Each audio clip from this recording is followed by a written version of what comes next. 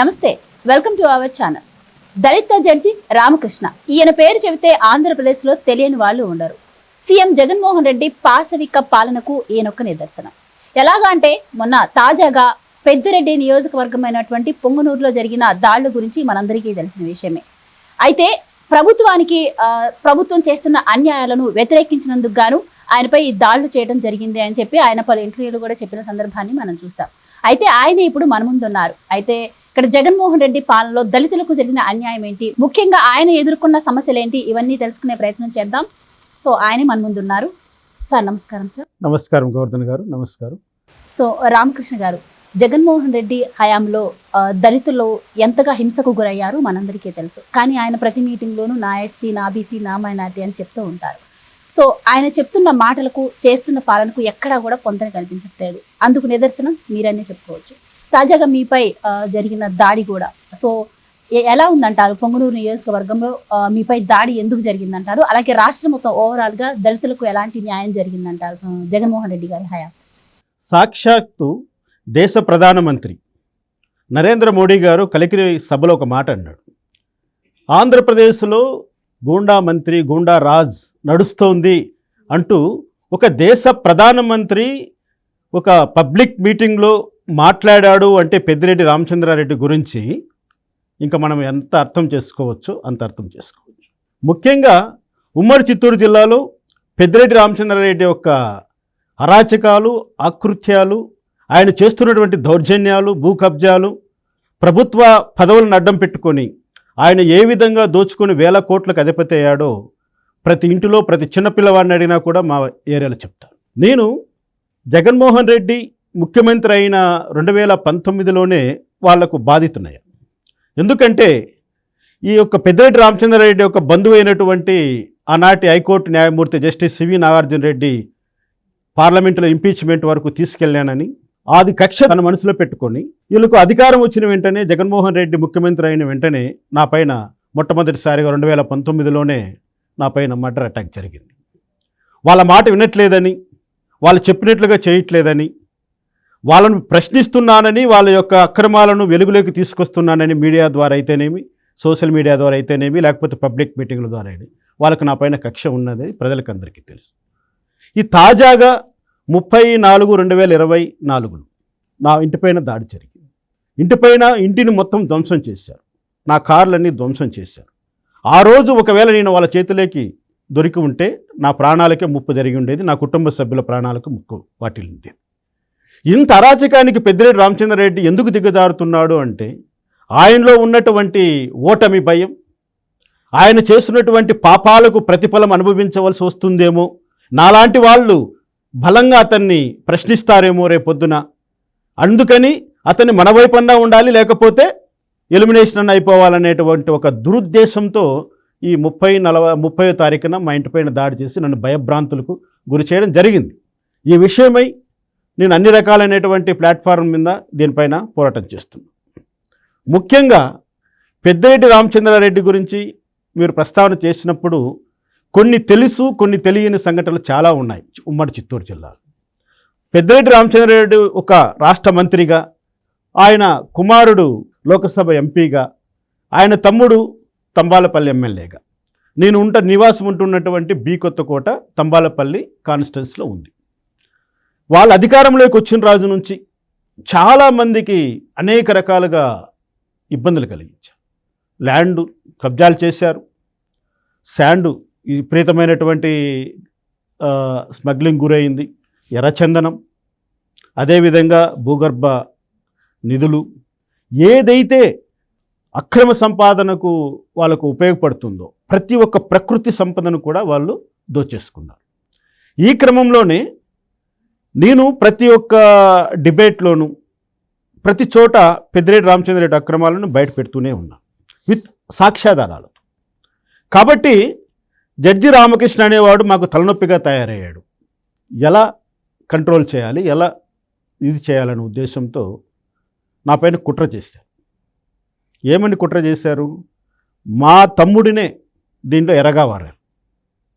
అంటే కుటుంబాల మధ్య కూడా చిచ్చుపెట్టి, అన్నదమ్ముల మధ్య చిచ్చుపెట్టి, భార్యాభర్తల మధ్య చిచ్చుపెట్టి, వాళ్ళకు ఉన్నటువంటి బలహీనతలను వాడుకొని వాళ్ళు సప్లై చేస్తున్నటువంటి గంజాయి ఈ కల్తీ మద్యానికి యువకులను అలవాటు చేసి ఎటువంటి ఆదాయం లేనటువంటి యువకులు ఆ యొక్క గంజాయికి ఆ యొక్క మద్యానికి అలవాటు పడి వాళ్ళ చేతుల్లో కీలుబొమ్మలుగా మారి వాళ్ళు చెప్పిన పని చేయడానికి ఎంతటి నేరాన్నైనా ఎంతటి ఘోరాన్నైనా చేయడానికి ఈరోజు యువత ఆ విధంగా తయారైపోయిందంటే దానికి మూల కారణం ఎవరు చెప్పండి. అంటే జడ్జి రామకృష్ణను కంట్రోల్ చేయడానికో ఎలిమినేట్ చేయడానికి నా కుటుంబ సభ్యులనే వాడుకొని తర్వాత పోలీసు వారి చేత అది కేవలం అది కుటుంబ తగరారు కానీ రాజకీయ ప్రమేయం లేదని పోలీసుల చేత చెప్పించాను. 34/2024 రాత్రి 10 గంటల ప్రాంతంలో మా ఇంటిపైన దాడి జరిగింది రాత్రిపూట. నేను వెంటనే సిఐ గారు ఫోన్ చేశాను. ఎవరో ఒక గుర్తు తెలియని వ్యక్తులు మా ఇంటిపైన దాడి చేస్తున్నారంటే ఆయన కారణం లేకుండా ఎవరు దాడి చేయరు అంటూ ఫోన్ కట్ చేశారు. ఒక 10-15 సార్లు మళ్ళీ రిపీటెడ్గా నేను వాళ్ళ హెల్ప్ కోసం ట్రై చేశాను. ఆయన ఫోనే లిఫ్ట్ చేయలేదు. చివరిగా నేను మదనపల్లి డిఎస్పీ గారికి ఫోన్ చేశాను. డిఎస్పీ గారు ఫోన్ చేశారు, చెప్పాను. ఆయన కూడా సేమ్ డైలాగ్ వాడాడు, కారణం లేకుండా ఎవరైనా దాడి చేస్తారా అని. ఆశ్చర్యకరం, సిఐ గారి నోటి నుంచి అదే మాట వచ్చింది, డిఎస్పీ గారి నోటి నుంచి అదే మాట వచ్చింది. అంటే దీని ఉద్దేశం ఏంటి? వాళ్లకు ముందస్తు సమాచారం ఉంది. ఆయన మీకు ఫోన్ చేస్తే ఎవరు కూడా స్పందించకండి, ఎవరు అసిస్టెన్స్గా వెళ్ళకండి అన్నటువంటి వాళ్ళకు ఇన్స్ట్రక్షన్స్ ఎవరో ఇచ్చి ఉన్నారు. అది ఎవరా అని చెప్పి నేను ఆరా తీస్తే పెద్దిరెడ్డి కుటుంబం. ఎందుకు సిఐ గారు ఇది కుటుంబ ఆయన విచారణ చేయకుండా సీసీ కెమెరాలు ఉన్నటువంటి ఫుటేజ్ను పరిశీలించకుండా మా ఇంటిపైన దాడి జరిగినప్పుడు ఒక రోడ్డు నుంచి ఒక వ్యక్తి వచ్చాడు, రెండో వైపు నుంచి రెండో గేట్ నుంచి 2 వ్యక్తులు గేటు దుంకి లోపలికి వచ్చారు.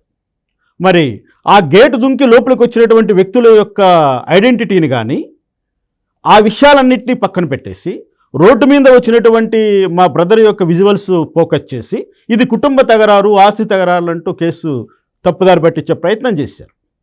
నాకు వెంటనే అనుమానం వచ్చింది. ఎందుకంటే ఒక న్యాయమూర్తిగా ఎన్నో కేసుల్లో తీర్పులు ఇచ్చిన వారిని సర్కమ్స్టెన్షియల్ ఎవిడెన్స్ ఎలా ఉంటుంది, ఈ కేసులో లింకు ఎలా కుదురుతాయి, ఎక్కడి నుంచి ఎక్కడ క్రైమ్ జనరేట్ అయ్యి ఎక్కడికి ఎండ్ అవుతుంది, ఈ మధ్యలో ఉన్నటువంటి వీటన్నిటిని ఎలా దాన్ని మనము ఒక క్లబ్ చేసి మా మెయిన్ రీజన్ బయట తీస్తాము. ఇవన్నీ మేము గత 30 సంవత్సరాల నుంచి అనుభవం ఉన్నటువంటి వ్యక్తిని కాబట్టి నేను వెంటనే దీనిపైన పర్సనల్ ఇన్వెస్టిగేషన్ స్టార్ట్ చేశాను. ఒకటి ఆశ్చర్యకరమైన విషయం ఒకటి బయటపడింది. మా తమ్ముడు ఇంకా ఒక 7 మంది వైసీపీ నాయకులు కర్ణాటకలో ఉన్నటువంటి బార్ అండ్ రెస్టారెంట్లో సుమారు 3 గంటల పాటు ఈ కుట్రకు బీజం పోశారు. ఆ కుట్రలో మరొక అంశం ఏంటంటే వాళ్ళందరూ లేచి బయటకు వచ్చే టైంలో మిథున్ రెడ్డి గారితో వీడియో కాల్లో మాట్లాడటం. ఇవన్నీ చూసిన తర్వాత నాకు ఒకటే అనిపించింది, అంటే పోలీసు వాళ్ళ యొక్క నోటి నుంచి ఈ విధంగా మాట రావడానికి ఇక్కడ వీళ్ళందరూ కూడా సమావేశమై బార్ అండ్ రెస్టారెంట్లో వీళ్ళందరూ కూడా ఇన్స్టిగేట్ చేసి మా వాడిని ఇంటి వరకు తీసుకొచ్చి వదిలి ఈ అటాక్ చేయించడానికి ముఖ్య కారణం పెద్దిరెడ్డి రామచంద్రరెడ్డి కుటుంబం.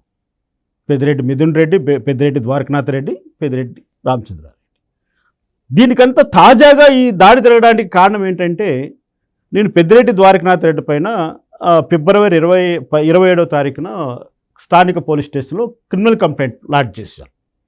ఏమనంటే ద్వారకనాథ్ రెడ్డి బి కొత్తకోట గవర్నమెంట్ హాస్పిటల్ రికార్డును ట్యాంపర్ చేసి ఆ ట్యాంపరింగ్ చేసిన రికార్డును ఉపయోగించి నా పైన 2019లో ఒక క్రైమ్ రిజిస్టర్ చేయించాడు.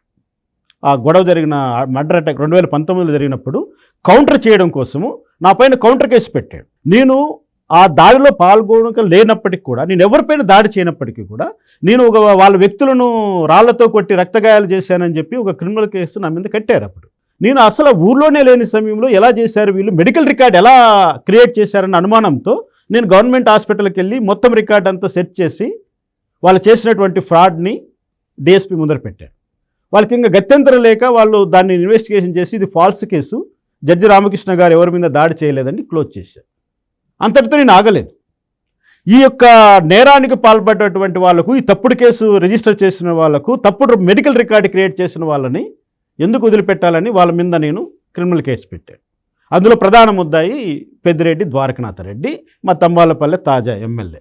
మరి ఇటువంటి కేసును రిజిస్టర్ చేయకుండా, అంటే గత 5 సంవత్సరాల నుంచి నా పైన దాడులు జరుగుతున్నాయి, నన్ను జైల్లో పెడుతున్నారు, నన్ను మానసికంగా శారీరకంగా హింసిస్తున్నారు, నా కుటుంబాన్ని భయభ్రాంతులకు గురి చేస్తున్నారు. ఇంత చేసినప్పటికీ కూడా జడ్జి రామకృష్ణ మన కంట్రోల్లోకి రావట్లేదు. కాబట్టి ఇంకా భయంకరంగా ఇంకా మర్డర్ అటాకే దీనికి కారణం అని చెప్పి వేట కొడవళ్ళు ఇచ్చి మా ఇంటిపైకి 30వ తారీఖున మనుషులు పంపించారు. మరి ఇంత దుర్మార్గమైనటువంటి పరిపాలన, ఇంత దుర్మార్గమైనటువంటి పరిస్థితులు మా చిత్తూరు జిల్లాలో ఉన్నాయి. కాబట్టి సాక్షాత్తు దేశ ప్రధానమంత్రి ఒక రాష్ట్ర మంత్రిని గూండారాజు అంటూ సంబోధించాడు. ఇంతకంటే వాళ్ళకు అవమానం కానీ, ఇంతకంటే వాళ్ళకు జరగవలసినటువంటి హెచ్చరిక కానీ ఇంకోటి ఉండదని నేను భావిస్తున్నా. ఆ క్రమంలో భాగంగానే నా పైన ఏదైతే దాడి జరిగితే దాన్ని కుటుంబ తగరారుగా చిత్రీకరించి ప్రజలకు తప్పుడు సంకేతాలు ఇవ్వడానికి ప్రయత్నం చేసినటువంటి ఈ సర్కిల్ ఇన్స్పెక్టర్ ఎవరైతే ఉన్నారో ఇన్వెస్టిగేటింగ్ ఆఫీసరు, వాడి గుట్టు రట్టు చేయడం కోసమే నేను పర్సనల్ ఇన్వెస్ట్ చేసి వాళ్ళు బార్లో కూర్చొని ఏదైతే చేశారో ఆ విజువల్స్ అన్నీ తీశారు, సీసీ ఫుటేజ్ అన్నీ తీసాం. 3 గంటల పాటు రకరకాలుగా మా వాడిని ఒప్పించడము, మా వాడికి డబ్బులు ఇవ్వడము, మా వాడికి మందు పోయడము, గడ్డం పెట్టుకొని బ్రతిమాలుకోవడము, మేముంటాము ఏం జరిగినా నేను చూసుకుంటానంటూ మిథున్ రెడ్డి వీడియో కాల్లో భరోసా ఇవ్వడము, ఇవన్నీ కూడా స్పష్టంగా సీసీటీవీ ఫుటేజ్లో బయటపడ్డాయి. అంటే ఏంటి, మీరు కుట్ర చేసి నా పైన దాడి చేయించారు. మరి దాడి చేసిన వాళ్ళకంటే కుట్ర చేసిన వాళ్ళే పెద్ద నేరస్తులు అవుతారు. మరి ఆ క్రమంలో వైసీపీ నాయకుల కుట్ర లేదంటూ పోలీసు వాళ్ళు ఎలా దీన్ని పక్కదారి పట్టించడానికి ప్రయత్నం చేస్తారు? ఈ అంశమే నేను ఎస్పీ గారికి లెటర్ రాశాను, కంప్లైంట్ చేశాను. అదేవిధంగా మనకు ఆర్ఓ గారు అనేటువంటి జిల్లా కలెక్టర్ గారికి కంప్లైంట్ చేసి ఉన్నాను. ఎందుకంటే ఎలక్షన్ కోడ్ అమల్లో ఉంది. ఎలక్షన్ కోడ్ అమల్లో ఉండగా కూడా ఇటువంటి దారుణాలు జరుగుతున్నాయంటే ఇంకా దీన్ని ఏ కోణంలో చూడాలి? సభ్య సమాజంలో మనం ఎలా బ్రతకాలి? సామాన్య మానవులు ఎలా బ్రతకాలి? ఈసీకి కంప్లైంట్ ఇచ్చే ప్రయత్నం చేయడం, ఎలక్టరల్ ఆఫీసర్ మీనా గారికి కూడా ఇస్తున్నాను. అంటే చట్టపరంగా న్యాయపరంగా మనం ఏ ఏజెన్సీలు అప్రోచ్ కావాలో, ఎవరెవరికి మన బాధను చెప్పుకోవాలో, ఈ సమయంలో ఎవరెవరు ఎలా స్పందిస్తారో అందరికీ కూడా బాధ్యత కలిగినటువంటి ప్రతి ప్రభుత్వ అధికారికి కూడా నేను ఈ సమాచారాన్ని చేరవేశాను కంప్లైంట్ రూపంలో. మరి దాన్ని విచారణ తీసి ఇప్పటికే తగు చర్యలు తీసుకొని ఉండాలి. ఎలక్షన్ కమిషన్ నిష్పక్షపాతంగా పనిచేస్తుందని నిరూపించుకోవాలనుకుంటే, కానీ ఎటువంటి చర్యలు తీసుకోలేదు ఇంతవరకు. ఏదైనా నేను ఒక ఉదాహరణ చెప్తాను. మన గులకరాయి దాడి జరిగింది జగన్మోహన్ రెడ్డి పైన. ఎలా చేశారని ఇన్వెస్టిగేషను, ఎన్ని రకాలుగా ఇన్వెస్టిగేషన్ చేశారు, ఎంతమందిని కస్టడీలో తీసుకున్నారు, ఎంతమంది సంబంధించిన సెల్ ఫోన్ కాల్ డేటాను విశ్లేషణ చేశారు, ఎంత టెక్నికల్ ఎవిడెన్స్ ఉపయోగించారు, ఎంత హంగామా చేశారు. అంటే మావి ప్రాణాలు కావా? జగన్మోహన్ రెడ్డి కొడితేనే రక్తగాయాలయ్యాయా? మమ్మల్ని నరికితే మాకు రక్తం రాదా? మా పైన మేము భారత రాజ్యాంగం ప్రకారము, భారతదేశంలో ఉన్నటువంటి చట్టాల ప్రకారము మాకు సమానమైనటువంటి ఇన్వెస్టిగేషన్ అడిగే అర్హత లేదా మాకు? నేను అదే అడుగుతున్నా. ఒక చిన్న గులకరాయి దాడిని ఇంతగా పెద్దగా చేసి రాష్ట్ర వ్యాప్తంగా, దేశవ్యాప్తంగా సంచలనాలు సృష్టించి స్పెషల్ టీములు పెట్టి రేయింబగులు మీరు కష్టపడి కొండందవి ఎలకను పట్టిన మీరు, ఇంత పెద్ద దాడి జరిగితే నా ఇల్లు మొత్తం ధ్వంసం చేసేస్తారు, నా కార్లన్నీ ధ్వంసం చేసేస్తారు. ఇంత పెద్ద దాడి జరిగి ఇంత అల్లకొల్లం జరిగితే దాని మీద టెక్నికల్గా ఎవిడెన్స్ సేకరించడానికి మీకు ఎందుకు చేతులు రావట్లేదు పోలీస్ డిపార్ట్మెంట్కు? పైగా క్లూస్ టీమ్ రూపంలో మా ఇంటికి వచ్చి సీసీ ఫుటేజ్ తీసుకున్నారు, మా ఇంట్లో ఉన్నటువంటి కెమెరా సీసీ ఫుటేజ్. మరి ఆ సీసీ ఫుటేజ్ని పోతూ మొత్తం డిలీట్ చేసిపోయారు, బ్యాకప్ని. ఏంటి వాళ్ళ ఉద్దేశం? అంటే పోలీసు వాళ్లకు తెలిసే, పోలీసు వాళ్ళ సహకారంతోనే నా ఇంటిపైన దాడి జరిగిందని నేను చెప్తున్నా. ఇందులో వైసీపీ పెద్దల హస్తం లేదని అంటే ఎవరైనా నమ్మగలుగుతారా? వైసీపీ వాళ్ళ యొక్క మాట లేకుండా రాయలసీమలోని చిత్తూరు జిల్లాలో కనీసము ఒక చెట్టు ఆకు కూడా కదలదు. పెద్దిరెడ్డి అనుమతి లేకుండా, పెద్దిరెడ్డికి సంబంధం లేకుండా ఒక చిన్న గొడవ జరగదు, చిన్న ఇన్సిడెంట్ కూడా జరగదు. ఇప్పటికే కోర్టు జడ్జిలు ఎవరైతే ఉంటారో వాళ్ళ మీదుగా పరుష వ్యాఖ్యలు చేసిన వాళ్ళు కూడా ఆయన ప్రచారాల్లో పక్కన పెట్టుకొని తిరుగుతున్న పరిస్థితి. ఇంకా దళితుల విషయానికి వస్తే దళితుల్ని చంపి డోర్ డెలివరీ చేసిన వాళ్ళు కూడా ప్రచారాల్లో పక్కకు పెట్టుకొని తిరుగుతూ ఉన్నారు. ఇక దళిత జడ్జి అయినటువంటి మీ మీద దాడి, స్వయంగా ప్రధానమంత్రి మోదీ వస్తే ఆయన సభకు కూడా రక్షణ కల్పించడానికి ప్రభుత్వం. ఇంకా పెద్దవాళ్ళ పరిస్థితి ఎలా ఉంటే ఇంకా దళితుల పరిస్థితి ఏంటి, సామాన్య ప్రజల పరిస్థితి ఏంటి, అండ్ లీగల్గా మరి మీకు ఎలాంటి న్యాయం జరగాలనుకుంటారు, ఫర్దర్గా మీరు ఎలా ముందుకెళ్ళాలనుకుంటున్నారు? ఇక్కడ లీగల్గా ఎలా ముందుకెళ్ళాలన్నదానికి లీగల్గా అన్ని రకాలైనటువంటి చర్యలు తీసుకుంటున్నా. అక్కడ భయమే. ఎందుకు భయపడుతున్నానంటే ఇంతకు మునిపే పెద్దిరెడ్డి రామచంద్రారెడ్డి నా పైన చేసిన అసభ్యకరమైన వ్యాఖ్యలపైన నాకు సంబంధించిన మెడికల్ రిపోర్టు దొంగతనం చేసిన కేసులో పెద్దిరెడ్డి రామచంద్రారెడ్డి పైన చిత్తూరు జిల్లా కోర్టులో కేసు వేశారు. జిల్లా జడ్జి గారు పెద్దిరెడ్డి రామచంద్రారెడ్డి పైన ఎఫ్ఐఆర్ కట్టమని ఆర్డర్ వేసిన 2 రోజుల తర్వాత ఆ జిల్లా జడ్జి స్వయంగా మళ్ళీ ఆర్డర్ని రీకాల్ చేసి తప్పించాడు. అంటే ఒక జిల్లా జడ్జి స్థాయి వ్యక్తి కూడా భయభ్రాంతులకు గురయ్యో ప్రలోభాలకు గురయ్యో చేయరాని పని చేశాడు.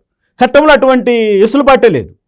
ఒక జడ్జి ఒక తీర్పు ఇచ్చిన తర్వాత అదే జడ్జి ఆ తీర్పును తిరిగి రాయడం అన్నది కానీ మార్పు చేయడం అన్నది కానీ ఎక్కడా లేదు చట్టంలో. కానీ ఒక జిల్లా జడ్జి స్థాయి వ్యక్తి కూడా అటువంటి అవినీతికరమైనటువంటి అటువంటి తప్పుడు తీర్పును ఇవ్వడానికి కారణభూతమైనటువంటి పెద్దిరెడ్డి రామచంద్రారెడ్డి న్యాయ వ్యవస్థను సరిగ్గా పని చేయిస్తాడని కూడా నేను అనుకోవట్లేదు. కాకపోతే ఒకటే ఆశ, ఎందుకంటే వీళ్ళు మళ్ళీ ప్రభుత్వంలోకి రారు, ప్రజలు వీళ్ళకు సరైన గుణపాఠం చెప్తారు. ఆ రోజైనా నెక్స్ట్ ఒకవేళ కొంచెం లేట్ అయినా సరే మనకు న్యాయం జరుగుతుందన్న ఒకే ఒక ఆశతో నేను కోర్టును ఆశ్రయించడానికి కూడా ఉన్నాం. మేము ఈరోజు హైకోర్టులో కూడా మేము దీనికి సంబంధించినటువంటి ఫైల్స్ మూవ్ చేసాం. కాబట్టి చట్టపరమైనటువంటి న్యాయపరమైనటువంటి అన్ని తీసుకుంటాం. మీరు ఇప్పుడు ఒక మాట అన్నారు, దళితులను చంపి డోర్ డెలివరీ చేసిన వాళ్ళని పక్కన పెట్టుకొని ప్రచారం చేస్తున్నారు. భయం లేదు, దళితులంటే గౌరవం లేదు, దళితుల పట్ల బాధ్యత లేదు. మాటకు మాత్రం మాట వెళ్తే నా ఎస్సీలు నా ఎస్టీలు అని రాగాలు తీసేటువంటి ఈ జగన్మోహన్ రెడ్డికి దళితుల పట్ల ఒక స్థిరమైనటువంటి ఖచ్చితమైనటువంటి నిష్పక్షపాతమైనటువంటి ఒక ప్రేమ ఆవిభాష్యాలు ఏమాత్రము లేవు. కేవలం ఓటు బ్యాంకు కోసం కేవలం మాయమాటలు చెప్పి దళితుల ఓట్లతోనే 2019లో ఆయన అధికారంలోకి వచ్చాడు. ఆయనకు తెలుసు ఆ విషయం. దళితులకు ఏమీ చేయనప్పటికీ కూడా, దళితుల పథకాలన్నింటినీ కూడా ఆయన రద్దు చేసినప్పటికీ కూడా ఎంత ధైర్యం ఉంటే అంబేద్కర్ పేరు తీసేసి తన పేరు పెట్టుకున్నాడో ఒక్కసారి ఆలోచించండి. ఎవ్వరూ చేయలేనటువంటి సాహసం ఇది దేశంలో ఎక్కడా జరగలేదు. అంబేద్కర్ పేరు తీసే ధైర్యము సాహసము ఈ దేశంలో ఈ దేశ చరిత్రలో లేదు. అటువంటి దుర్మార్గాన్ని పాల్పడేటువంటి జగన్మోహన్ రెడ్డి ఈరోజు దళితుల ఏదో మేనమామనంటూ అదంటూ ఇదంటూ మాటలు చెప్పితే ఈరోజు దళితులు నమ్మే స్థితిలో లేరు. 2019లో నమ్మాం, మోసపోయాం. మరొక్కసారి మోసం చేయడానికి జగన్మోహన్ రెడ్డి ప్రయత్నం చేస్తే ఇక్కడ ఎవ్వరూ కూడా మోసపోవడానికి లేదు. కళ్ళతో చూస్తున్నాం, ప్రతి ఒక్కరిలోనే మార్పు వచ్చింది. వీడు చెప్పేవన్నీ సొల్లు కబుర్లు, దొంగ మాటలు, దొంగ హామీలు అనేది అందరికీ తెలిసిపోయింది. ముఖ్యంగా దళిత సమాజానికి తెలిసి ఉంది. కాబట్టి దళితుల పట్ల వ్యతిరేకమైనటువంటి విధానాన్ని అనుసరించినటువంటి జగన్మోహన్ రెడ్డి ఈ ఎలక్షన్లో తప్పకుండా గుణపాఠం అయితే చెప్పి తీరుతాం. సార్, మీరు చెప్తున్నట్టు ఇప్పటికే ఈ 5 సంవత్సరాల్లో ప్రజల్లో చాలా వరకు అవేర్నెస్ వచ్చిన పరిస్థితి మనం చూస్తున్నాం. అందులో భాగంగానే ఆయనకి ఇప్పుడు పూర్తి వ్యతిరేకత అయితే వస్తుంది. ఇక ముఖ్యంగా చాలామంది వ్యతిరేకత నేపథ్యంలోనే చాలామంది మంత్రులు కూడా ఆయన మార్చడం జరిగింది. ముఖ్యంగా చిత్తూరు నియోజకవర్గాన్ని తీసుకున్నట్టయితే అక్కడ ఎలా ఉందంటారు? పెద్దిరెడ్డి అరాచకాలు ఇప్పటికే మనం చూస్తూ ఉన్నాం. సో ఎలా గ్రౌండ్ రిపోర్ట్ ఎలా ఉందంటారు చిత్తూరులో? చిత్తూరు జిల్లాలో గ్రౌండ్ రిపోర్ట్ అంటే ఎలక్షన్ గురించి అడుగుతున్నాం. అంటే ఓటర్ల యొక్క మనోభావాలు ఎలా ఉన్నాయి, ఓట్లు ఏవైపు వెళ్తారనేది మీ అభిప్రాయం అయితే నేను ఒకటి చెప్తున్నాను. చిత్తూరు జిల్లాలో ఒకప్పుడు క్లీన్ స్వీప్, ఒక్క చంద్రబాబు నాయుడు గారు తప్ప కుప్పంలో మళ్ళీ ఇంకొకరు ఎవరు గెలిచినటువంటి సందర్భాలు లేవు. కానీ అక్కడ ఫ్రీగా ఓట్లు ప్రజలు వేసుకోగలరా అనేటువంటి ఒక సంశయము ఒక 10 రోజుల క్రితం వరకు ఉండేది. కానీ ఎప్పుడైతే ఎలక్షన్ కమిషన్ కొన్ని చర్యలు తీసుకునిందో, ఎప్పుడైతే అక్కడ ఉన్నటువంటి కొంతమంది పోలీస్ అధికారులను అయితేనేమి, కొంతమంది రిటర్నింగ్ ఆఫీసర్లను అయితేనేమి, ఎప్పుడైతే వాళ్ళని బదిలీ చేసి ఇలా చర్యలు తీసుకోవడంతో ప్రజల్లో ఒక రకమైనటువంటి ధైర్యం వచ్చింది. కష్టాలు అనుభవించిన వాడు, నష్టపోయిన వాళ్ళు ఎవ్వరూ కూడా మర్చిపోరు జగన్మోహన్ రెడ్డి. ఎందుకంటే జగన్మోహన్ రెడ్డి వల్ల జరిగినటువంటి నష్టం ఇంకా 100 సంవత్సరాలైనా పూడ్చుకోలేనటువంటి పరిస్థితులు ఈరోజు సామాన్య ప్రజానీకం. ఎన్హెచ్ హైవే పక్కన ఉన్నటువంటి పొలాలు కానీ ఇండ్లు కానీ మొత్తం పరాధీనమైపోయాయి. మొత్తం వైసీపీ గుండాల చేతుల్లోకి వెళ్ళిపోయాయి. ఆ విధంగా నష్టపోతున్నటువంటి ప్రజలు చాలామంది ఉన్నారు. దళిత సమాజం అయితేనేమి, లేకపోతే ఈ షెడ్యూల్ తెగల సమాజం అయితేనేమి, బీసీలు అయితేనేమి, ముస్లింలు అయితేనేమి, చంద్రబాబు నాయుడు గారు తీసుకొచ్చినటువంటి పథకాలు అయితేనేమి, అంతకుముందు ఉన్నటువంటి ముఖ్యమంత్రులు తీసుకునే పథకాలు అయితేనేమి, ఇటువంటి పథకాలన్నింటినీ కూడా రూపుమాపేసి ఎవ్వరిని కూడా అభివృద్ధి చెందకుండా, ఎవ్వరు కూడా ఉద్యోగాలు లేకుండా, ఎక్కడ కూడా ఒక ఫ్యాక్టరీ లేకుండా, ఒక పరిశ్రమలు లేకుండా, ఈరోజు చిత్తూరు జిల్లాలో అమర్రాజా ఫ్యాక్టరీ ఉండేది, మీకు అందరికీ తెలుసు. ఎంత కొన్ని వేల మందికి ఉపాధి కల్పించినట్టు అమర్రాజా ఫ్యాక్టరీ అయితే తరలిపోయింది. ఈరోజు మా చిత్తూరు జిల్లాలో ఉన్నటువంటి మా మదనపల్లిలో ముఖ్యంగా టమోటా ఇంటర్నేషనల్ ఫేమస్ అయినటువంటి టమోటా మార్కెట్, ఈరోజు ఆ టమోటా మార్కెట్ కూడా నిర్వీర్యమైపోయింది. అదేవిధంగా ఈరోజు పుత్తూరులో ఆ పాకాలలో విస్తరించినటువంటి మ్యాంగో మార్కెట్, ఇవన్నీ కూడా వాళ్ళ చేతుల్లోకి వెళ్ళిపోయి ఈరోజు రైతులు వాళ్లకు కప్పం కట్టలేక, వాళ్ళ మామూలు ఇవ్వలేక బోరు నేర్చేటువంటి పరిస్థితులు ఉన్నాయి. అంటే ఇవన్నిటినీ కూడా ఈరోజు వాళ్ళు తమ ఓటు రూపంలో జగన్మోహన్ రెడ్డికి బుద్ధి చెప్పడానికి సిద్ధంగా ఉన్నారు. ఈరోజు పెద్దిరెడ్డి రామచంద్రారెడ్డి అనుకున్నట్లుగా చిత్తూరు జిల్లాను వాళ్ళు ఏమాత్రము స్వీప్ చేయలేరు. ఎందుకంటే ఎక్కువ స్థానాలు తెలుగుదేశం పార్టీ కైవసం చేసుకునేటువంటి అవకాశం ఈరోజు అక్కడ ఉందని గ్రౌండ్ రిపోర్ట్లో నేను చూసినటువంటి అంశం ఇది. రైట్, మీరు ఒక మాట అన్నారు, లాస్ట్ టైం ఇప్పటికీ 4 సార్లు నా మీద దాడి జరిగింది, లాస్ట్ టైం నా కొడవలతో వచ్చారు అని చెప్పి. సో మీరు ఇప్పుడు మీ ప్రాణాలకు రక్షణ లేదు అంటున్నారు. సో మీరు ఫర్దర్గా ఏం చేయాలనుకుంటున్నారు, ఎలా ముందుకెళ్దాం అనుకుంటున్నారు? ప్రాణాలకు రక్షణ లేనప్పుడు రక్షణ కల్పించవలసిన బాధ్యత కలిగినటువంటి ప్రభుత్వాన్ని మనం కోరుతాం. ఆ ప్రభుత్వమే ప్రాణాలు హరించే విధంగా ప్రయత్నం చేసినప్పుడు ఇంకా ఎవరిని కోరుతాం? మన స్వీయ రక్షణ మనం చూసుకోవాలి, మన బాధ్యతలు మనమే చూసుకోవాలి, లేదా తెగించి తిరగాలి. నేను ఇప్పుడు తెగించే తిరుగుతున్నా. ఎందుకంటే పెద్దిరెడ్డి రామచంద్రారెడ్డి ఏదో చేస్తారని భయపడి దాక్కోవడం కానీ, వైసీపీ గుండాలు ఏదో చేస్తారని పారిపోవడం కానీ నేను చేయట్లేదు. నేను ఈ రోజుకి అక్కడే ఉంటున్నాను. రేపు 13వ తారీఖున పోలింగ్ స్టేషన్కి వెళ్తున్నాను. మేము మా కుటుంబ సభ్యులు వెళ్ళి వైసీపీ వ్యతిరేకంగా ఓటేస్తున్న సంకేతాలతోనే వెళ్తాం. నేను పెద్దిరెడ్డి రామచంద్రారెడ్డి సవాళ్ళను కానీ వాళ్ళ యొక్క దౌర్జన్యాలను కానీ ఎదుర్కోవడానికి సిద్ధంగా ఉన్నాను. భయపడేది లేదు. నేను ఒక మాట చెప్తానండి, పెద్దిరెడ్డి రామచంద్రారెడ్డి పెద్ద తోపు కాదు. మొన్నటి వరకు ఎప్పుడైతే ఆయనకు కొన్ని అవకాశాలు ప్రభుత్వంలో కల్పించారో, ఆయన అటవీ శాఖ మంత్రిని చేశారో, ఆ అటవీ శాఖ మంత్రిగా ఉంటూ మా యొక్క శేషాచలమడలో ఉన్నటువంటి సమానమైనటువంటి ఎర్రచందనాన్ని ఆయన విదేశాలకు స్మగ్లింగ్ చేసి కోట్లు గడించాడు, 1000 కోట్లకు వెళ్ళాడు. ఒకప్పుడు పెద్దిరెడ్డి రామచంద్రారెడ్డి చరిత్ర చూస్తే కనీసం ఆయన డీసీసీ ప్రెసిడెంట్ కావడానికి కూడా రాజశేఖర రెడ్డి కాళ్ళు పట్టుకొని, కిరణ్ కుమార్ రెడ్డి కాళ్ళు పట్టుకొని పదవులు తెచ్చుకున్నటువంటి దౌర్భాగ్య స్థితిలో ఉన్నటువంటి వ్యక్తి. అతన్ని గురించి ఎవరు బాధపడతారండి? మేము మా ఉద్యోగాల కోసము, మా బతుల కోసం మేము పోయి ఏ రెడ్డి కాళ్ళు పట్టుకోలేదే. నువ్వు పట్టుకున్నావు, నీ బతుకు అది. మేము నిజాయితీగా, నిబ్బరంగా, ధైర్యంగా సమాజంలో బతికే వాళ్ళు మేము. కాబట్టి మేము నీకు భయపడాల్సిన అవసరం లేదు. నిజాయితీ పరుడు ఎలా నీలాంటి అక్రమ వారసుల్ని, నీలాంటి అవినీతి పనులను చూసి, నీలాంటి చూసి భయపడాల్సిన అవసరం మాకు లేదు. కాబట్టి నేను ఇప్పటికీ కూడా పెద్దిరెడ్డి గురించి ఐ డోంట్ కేర్. నేను ఎప్పుడు కూడా లెక్క చేయను పెద్దిరెడ్డిని. కాబట్టి మేము అక్కడే ఉంటాం, అక్కడే పోరాటం చేస్తాం. సో మీరు చెప్తున్నట్టు ఎర్రచందనం స్మగ్లింగ్ చేశారు అని చెప్తున్నారు.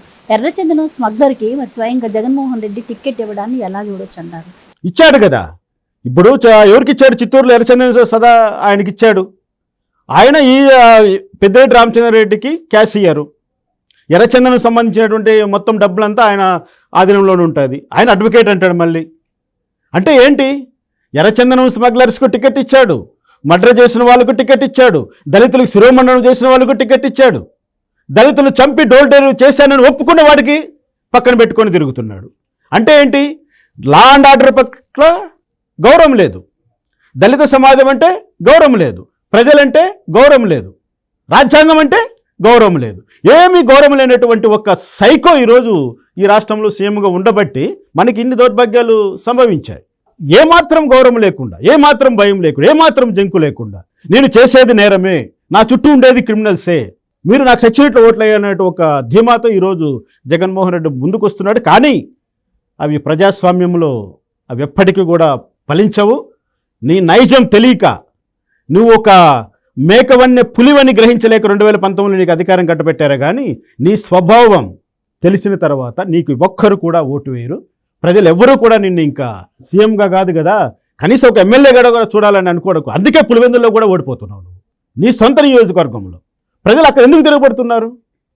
మీ కుటుంబానికి అంత కంచుకోటగా ఉండేటువంటి పులివెందుల్లోనే ఈరోజు అంతగా నీ పైన వ్యతిరేకత వచ్చిందంటే ఇంతకంటే నీకు సమాధానం చెప్పాల్సినటువంటి అవసరం లేదని నేను భావిస్తున్నాను. సో జగన్మోహన్ రెడ్డి హయాంలో దళితులకు రక్షణ ఉందా అంటే ఏం చెప్తారు? ఏమాత్రం లేదు, రక్షణ లేదు అసలు. దళితులకు రక్షణ కానీ, దళితుల ఆస్తులకు రక్షణ కానీ, దళితులకు ఉన్నటువంటి పథకాలను అమలు చేయడం కానీ, దళితుల అభివృద్ధికి చర్యలు తీసుకోవడం కానీ ఒక్కటి కూడా జరగలేదు.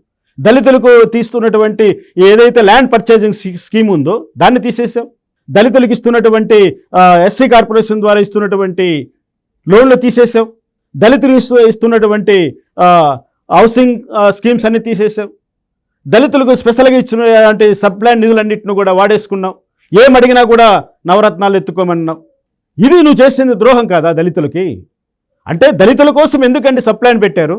వాళ్ళ అభ్యున్నతి కోసం తరతరాల నుంచి అణచివేయబడ్డ జాతి కాబట్టి వాళ్ళు ఆర్థికంగాను వాళ్ళు సామాజికంగాను ముందుకు రావాలనే ఉద్దేశంతోనే కదా దళితులకు సపరేట్ స్కీమ్స్ అన్ని తీసుకొచ్చారు. ఆ సపరేట్గా ఇచ్చినటువంటి స్కీమ్స్ అన్నిటిని నువ్వు బుట్టలో పక్కన పడేసి ప్రతి ఒక్కదానికి నవరత్నాలు అంటూ చెప్పుకుంటూ వచ్చి ఈరోజు దళితులు పొట్టగొట్టింది నువ్వు కాదా? దళితులకు అవకాశాలు లేకుండా చేసింది నువ్వు కాదా? ఈరోజు దళిత జాతి మరొక 100 సంవత్సరాలు వెనక్కిపోవడానికి రాష్ట్రంలో కారణమైంది నువ్వు కాదా? అటువంటి నీకు ఎలా దళిత జాతి సపోర్ట్ చేస్తుంది అనుకుంటారు? ఇది దళిత ద్రోహి. జగన్మోహన్ రెడ్డి దళిత ద్రోహి 100కు 100%. రైట్ సార్, మీరు చెప్తున్నట్టు జగన్మోహన్ రెడ్డి గారి హయాంలో లైక్ దళిత డాక్టర్ సుధాకర్ గారి విషయం ఇలాగే చాలా మంది కూడా బలైన పరిస్థితుల్లో మనం చూసాం. సో ముఖ్యంగా దళిత సమాజానికి ఆంధ్రప్రదేశ్ ప్రజలకు మీరు ఎలాంటి మెసేజ్ ఇద్దాం అనుకుంటున్నారు? ఒకటే చెప్పదలుచుకున్నా, దళిత డాక్టర్ సుధాకర్ విషయం ఎంత ఘోరమండి. ఆయన ఏమడిగాడు? కేవలం కరోనా టైంలో మాకు సరైనటువంటి మాస్కులు ఇవ్వండి, మాకు సరైనటువంటి కిట్స్ ఇవ్వండి, మేము ప్రజలకు సేవ చేయాలి కాబట్టి మేము బాగుండాలి, మేము హెల్తీగా ఉంటేనే కదా ప్రజలు చూడగలుగుతారు, పేషెంట్లు చూసు అని అడిగింది. దానికి ఎంత చేశారండి? ఎంత హంగామా చేశారండి? నడి రోడ్డు పైన రెక్కలు ఇడిచిపెట్టి కుక్కని ఈడ్చినట్లు ఈడ్చి అతను చావుకు కారణమైంది జగన్మోహన్ రెడ్డి. అదేవిధంగా మాస్క్ పెట్టుకోలేదని చీరాల యువకుడిని పోలీసులతో చంపించింది ఈ జగన్మోహన్ రెడ్డి.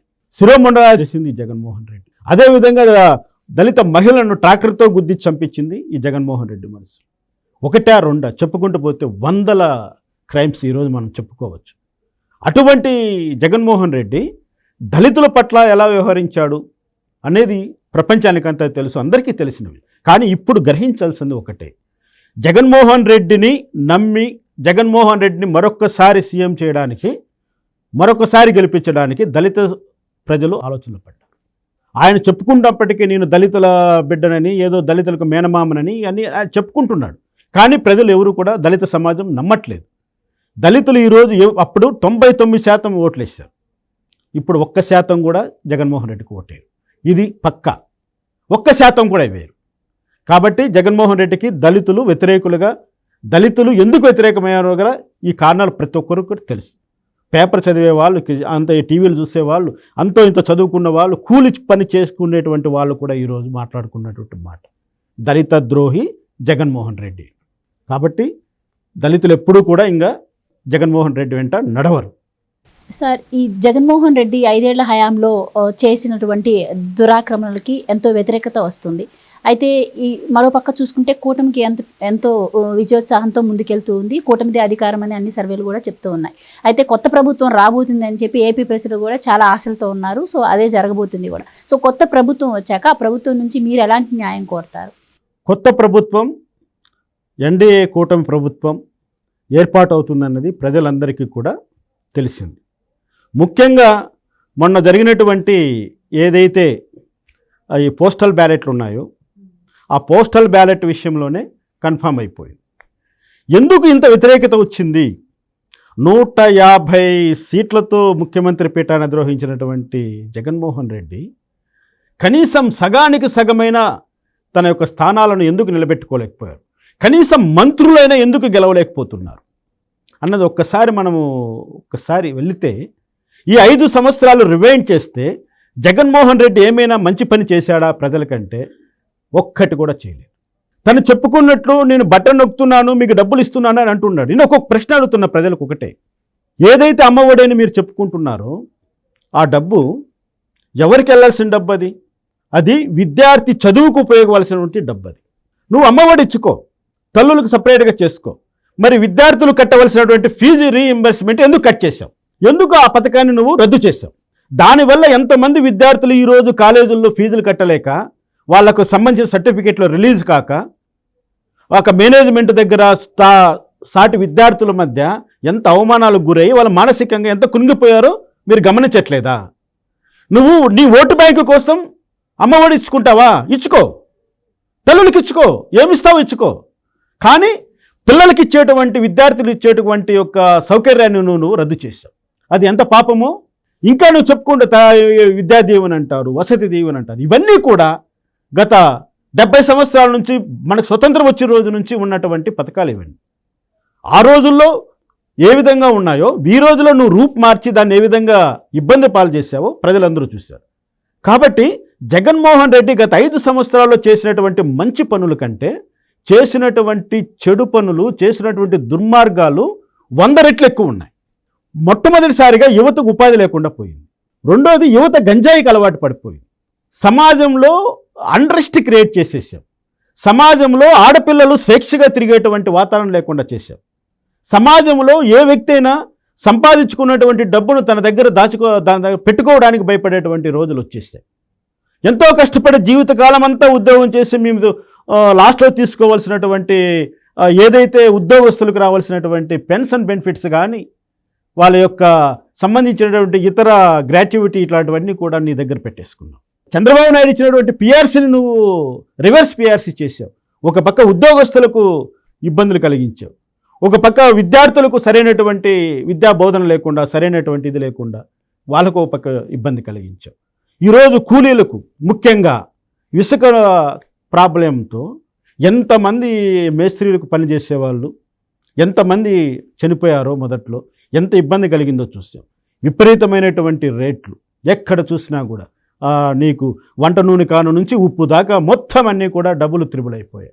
ఇంట్లో ఒక బల్బ్ వేసుకోవాలన్న భయపడే పరిస్థితిలో కరెంటు ఛార్జీలు పెరిగిపోయాయి. రోడ్లు చూస్తామంటే అధ్వానం అయిపోయాయి.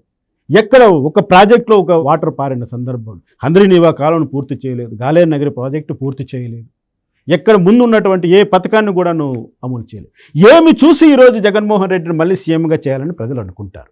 ఒకటి చెప్పండి, ఒకే ఒకటి, నా 5 సంవత్సరాల పరిపాలనలో నేను ప్రజలకు ఇది చేశాను, ఇది శాశ్వతంగా ఆంధ్రప్రదేశ్ అభివృద్ధికి తరతరాలుగా గుర్తుండిపోయే పని నేను చేశానని చెప్పానండి.